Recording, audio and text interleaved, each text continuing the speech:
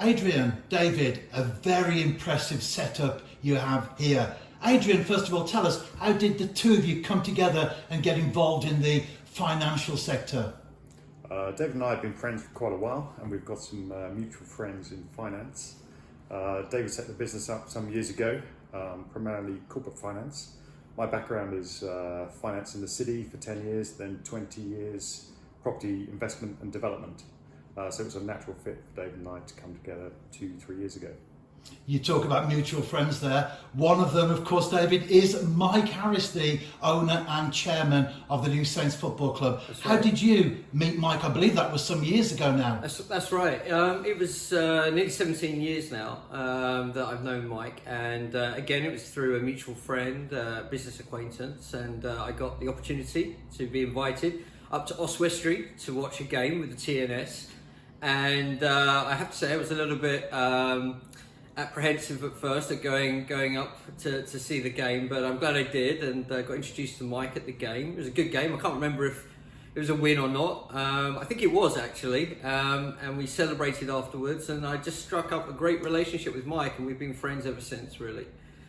Let's stay with the game, shall we? Yeah. Because you came to the European game in the Czech Republic this season. Seems like a long time ago now. Yeah. Only just a few months, really. That, apart from the result, of course, that was a great experience. It was an amazing experience, yeah, it really was. I mean, from my point of view, looking at the way that TNS played, and I followed that right the way through, it was an amazing performance by the team right the way through. It's just an amazing experience to get to spend time with the team, everybody that's on board with that team, and to do obviously the very early morning flight that we had over for the game. But I mean, it was really quite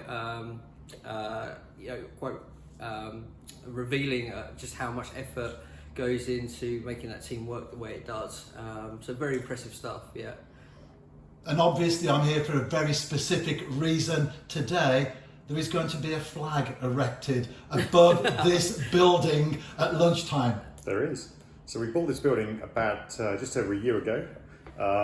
As David said earlier, it used to be a print works. Now it's apartments and commercial, mainly restored, but there's still stuff to do. So we've been restoring some of the historic elements of the building, the historic lighting, the clock, and of course right in the middle of the building we've got a flagpole with no flag. So again, seemed like a good idea and a good fit.